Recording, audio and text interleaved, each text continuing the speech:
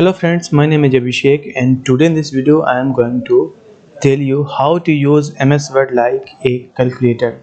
So let's you are working on any document file named as Digital Soft and you want some mathematical calculations within the page. So for doing any kind of mathematical operations you just have to click control button, CTRL control button plus F9 from your keyboard.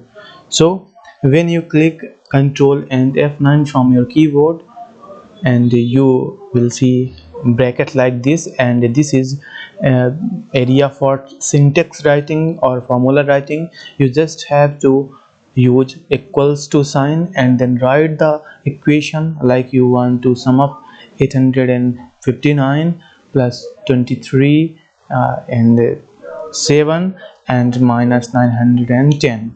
So again you just have to click F9 without pressing control. Now this time if you click or press F9 from your keyboard, the result after calculation will be shown here.